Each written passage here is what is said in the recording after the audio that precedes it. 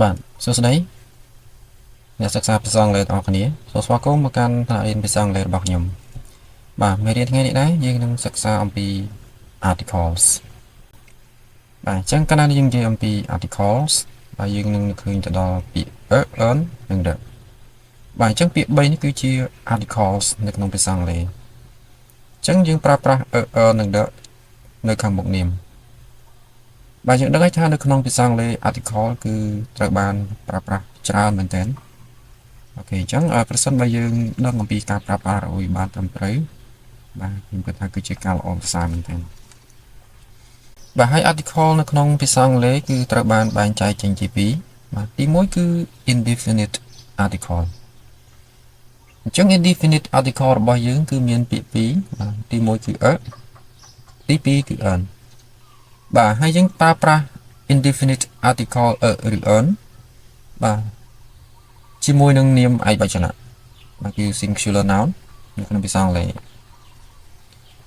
អញ្ចឹងតើការប្រើប្រាស់ និង earn មានភាពខុសគ្នាយ៉ាងដូចម្តេចនៅក្នុងភាសាអង់គ្លេសតោះឥឡូវយើងចូលទៅមើលនៅខាងក្រោមបងប្អូនអញ្ចឹងការប្រើប្រាស់ article គឺយើងប្រើវានៅជាមួយនឹងពាក្យទាំងឡាយណាដែលផ្ដើមដោយព្យញ្ជនៈឬក៏សូរសំឡេងរបស់ព្យញ្ជនៈអញ្ចឹងនៅក្នុងភាសាអង់គ្លេសរបស់យើងព្យញ្ជនៈរបស់យើងគឺមានមួយតួបាទគឺមាន B C D F G បាទគឺមានន័យថាយើងដកតែស្រៈនៅក្នុងភាសាអង់គ្លេស5ចេញបាទអញ្ចឹងនៅសល់21តួគឺសិតតែជាជួយញ៉ែទាំងអស់អញ្ចឹងយើងប្រើ article នៅពីមុខពាក្យទាំងឡាយណាដែលជួយញ៉ែឬក៏ពាក្យដែលផ្ដើមដោយសូរសំឡេងរបស់ជួយញ៉ែរីឯ article earn គឺយើងប្រើប្រាស់នៅខាងមុខពាក្យទាំងឡាយណាដែលផ្ដើមដោយស្រៈឬក៏សូរសំឡេងរបស់ស្រៈអញ្ចឹងស្រៈនៅក្នុងភាសាអង់គ្លេសរបស់យើងគឺមាន5គឺ A E I O U អញ្ចឹងឲ្យតែពាក្យទាំងឡាយណាដែលផ្ដើមដោយសូរសំឡេងរបស់ស្រៈគឺយើងប្រើប្រាស់ជាមួយនឹង article តោះឥឡូវយើងចូលទៅកាន់ឧទាហរណ៍អរគ្នាយើងមានពាក្យ car ពាក្យនេះគឺផ្ដើមដោយព្យញ្ជនៈគឺ letter C អញ្ចឹង letter C សូរសំឡេងរបស់វាគឺ k គឺជាសូរសំឡេងរបស់ព្យញ្ជនៈអញ្ចឹងយើងប្រើជាមួយនឹង article គឺ car មានន័យថាឡានគ្រឿង table គឺផ្ដើមដោយព្យញ្ជនៈ T ដែលសូរសំឡេងរបស់វាគឺ t គឺជាសូរសំឡេងរបស់ព្យញ្ជនៈអញ្ចឹងយើងប្រើជាមួយនឹង article មានន័យថា a table តុមួយគ្រឿង teacher ពាក្យនេះគឺផ្ដើមដោយព្យញ្ជនៈដូចគ្នាគឺ letter T ហើយសូរសំឡេងរបស់វាគឺ t a teacher គ្រូបង្រៀនមួយនាក់ university បាទនៅត្រង់កន្លែងនេះបងប្អូនប្រកាសជាមានការងងឆ្ងល់ថាចុះហេតុអីបានជាពាក្យ university នេះយើងប្រើប្រាស់ជាមួយនឹង article ទៅវិញពីព្រោះតែយើងឃើញថានៅខាងដើមរបស់ពាក្យនេះគឺផ្ដើមដោយស្រៈគឺ letter U បាទបងប្អូនត្រូវចាំថាពាក្យនៅក្នុងភាសាអង់គ្លេសមួយចំនួនបើទោះបីជាពាក្យនោះយើងសង្កេតឃើញថានៅខាងដើមរបស់វាគឺជាស្រៈយ៉ាងណាក៏ដោយប៉ុន្តែការបញ្ចេញសំឡេងរបស់វាគឺមិនបានផ្ដើមដោយសូរសំឡេងស្រៈនោះទេបាទដូចជាពាក្យនេះជាដើមបាទ university គឺយើងផ្ដើមដោយព្យញ្ជនៈគឺសូរសំឡេងយៈ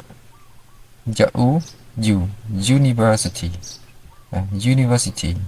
អញ្ចឹងគឺវាផ្ដើមដោយសូរសំឡេងព្យញ្ជនៈទេមិនមែនផ្ដើមដោយសូរសំឡេងរបស់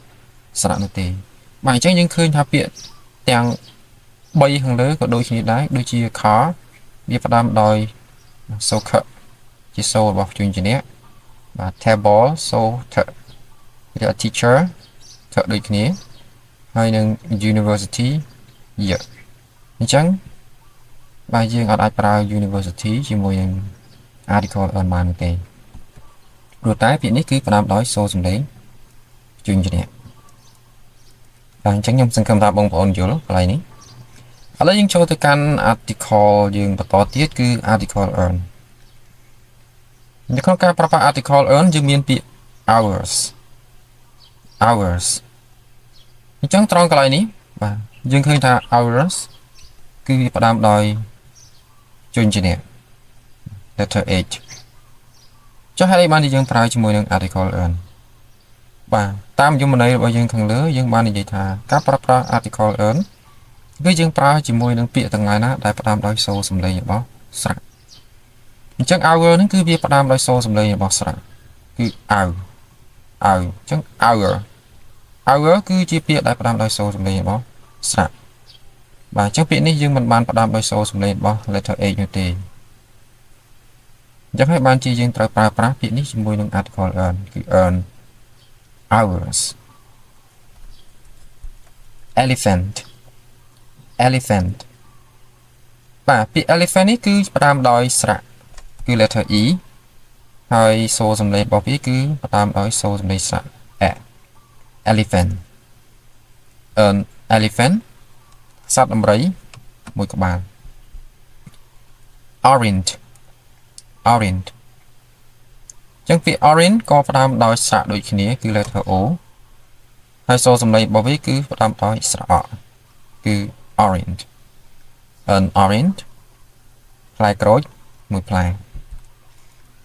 ice cream អញ្ចឹងពាក្យ ice cream គឺផ្ដើមដោយ letter I ដែលសូរសំឡេងរបស់វាគឺស្រៈ I អូខេអញ្ចឹងស្រៈ I គឺជាសូររបស់ស្រៈ ice cream ice cream ការ៉េមួយដើមអញ្ចឹងឆ្លងកាត់តាមរយៈការលើកឧទាហរណ៍ទាំងប្រមាណពាក្យនេះបងប្អូននឹងប្រកាសជាមានការយល់ច្បាស់អំពីការប្រើប្រាស់ article ទាំងពីរប្រភេទនេះបាទអញ្ចឹងតាមរយៈឧទាហរណ៍នេះយើងឃើញថាការប្រើប្រាស់ article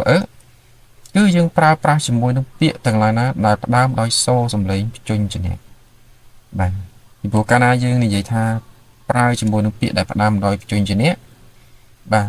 យើងអាចនឹងមានកំហុសឆ្គងខ្លះដោយសារតែមានពាក្យមួយចំនួនផ្ដើមដោយស្រៈប៉ុន្តែយើងប្រើជាមួយ article ដែរ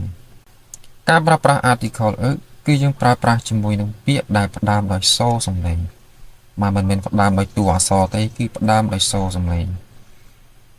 អញ្ចឹងប្រើជាមួយនឹងពាក្យទាំងឡាយណាដែលផ្ដើមដោយសូរសំឡេងបញ្ជញ្ញៈរី I earn ក៏ដូចគ្នាដែរគឺយើងប្រើប្រាស់ជាមួយនឹងពាក្យទាំងឡាយណាដែលផ្ដើមដោយសូរសំឡេងរបស់ស្រៈ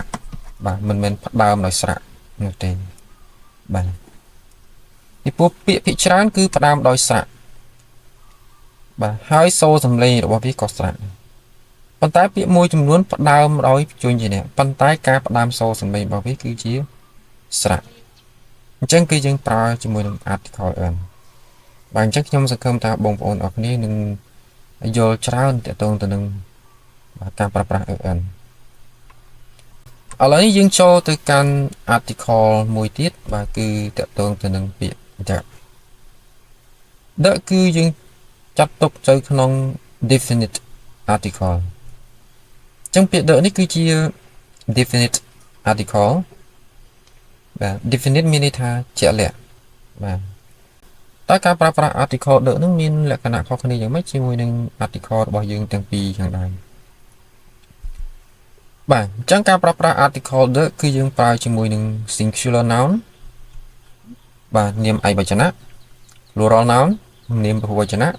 និង uncountable noun និងនាមរាប់មិនបាន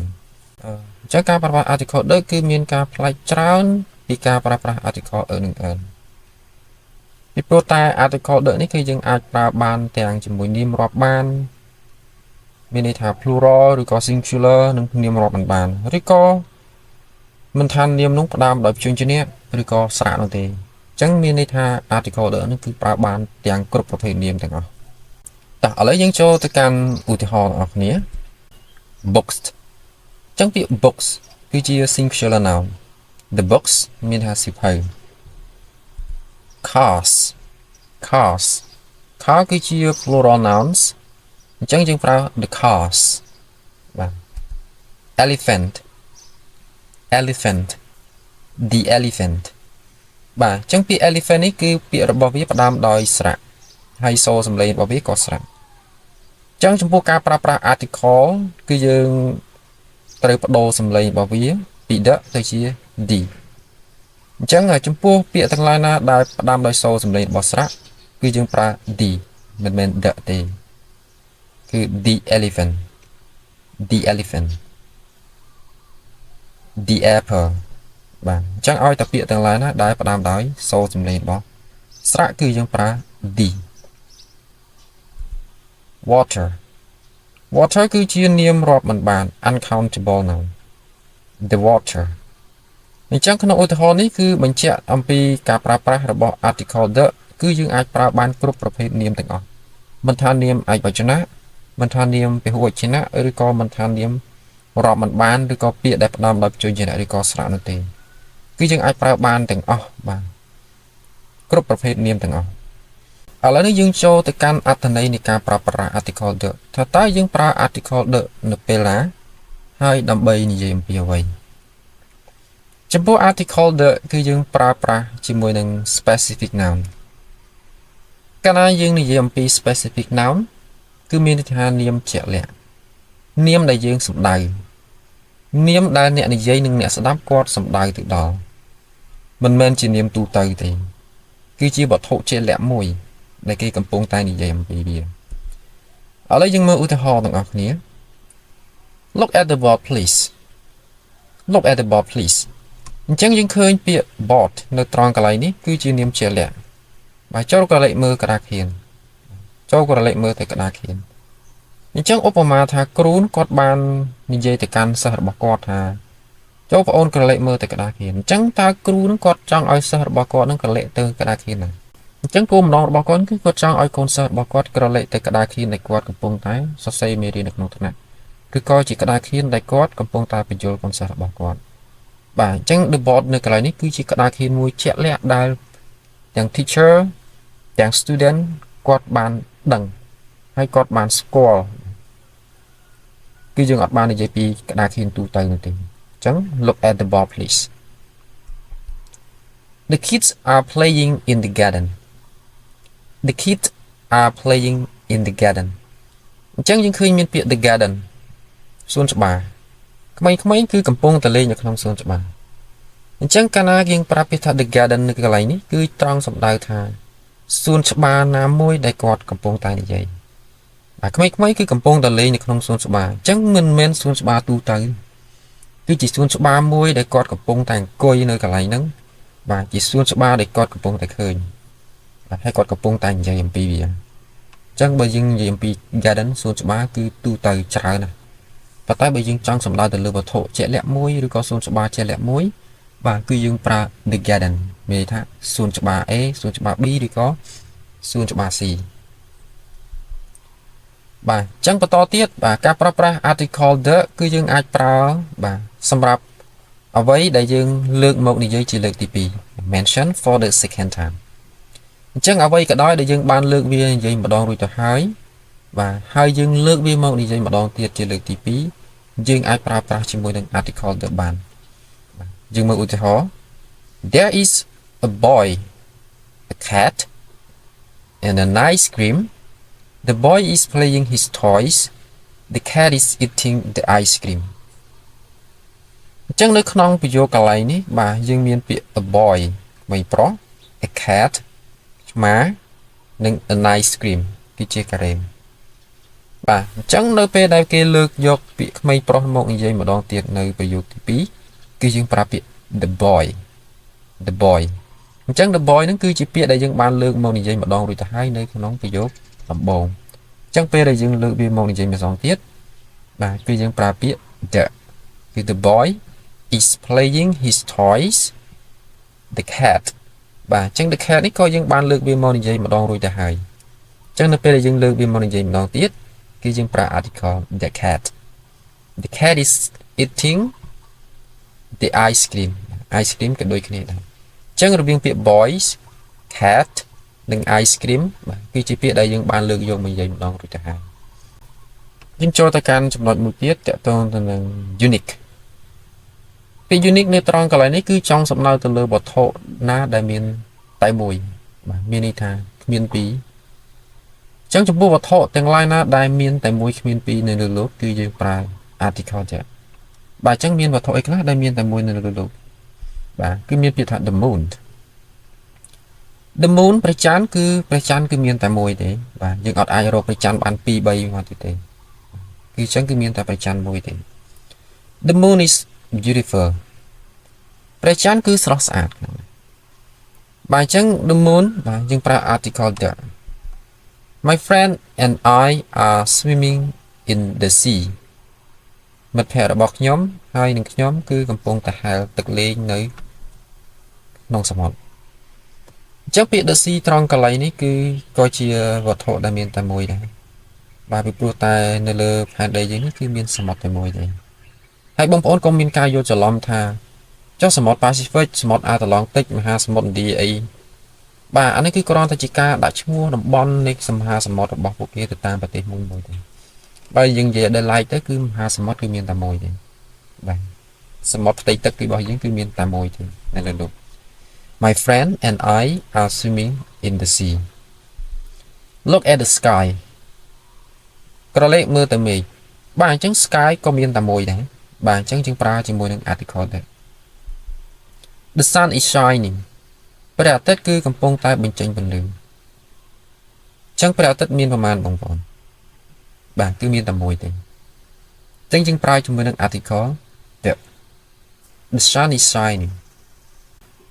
បាទមេរៀនរបស់ខ្ញុំតកតងទៅនឹង article បាទគឺត្រូវបានបញ្ចប់ហើយបាទខ្ញុំសង្ឃឹមថាបងប្អូននឹងមានការយល់ដឹងច្រើនតកតងទៅនឹងរបៀបនៅក្នុងការប្រើប្រាស់ article នឹងនៅក្នុងភាសាអង់គ្លេសរបស់យើងបាទសូមបងប្អូនកុំភ្លេចជួយ subscribe នៅ channel របស់ខ្ញុំបាទដើម្បីឲ្យបងប្អូនអាចមានឱកាសទទួលបាននៅវីដេអូថ្មីៗបាទក៏ដូចជាលើកទឹកចិត្តឲ្យខ្ញុំបានមានកម្លាំងចិត្តនៅក្នុងការធ្វើវីដេអូបន្តទៀតបាទសូមអរគុណជួបគ្នានៅវីដេអូក្រោយ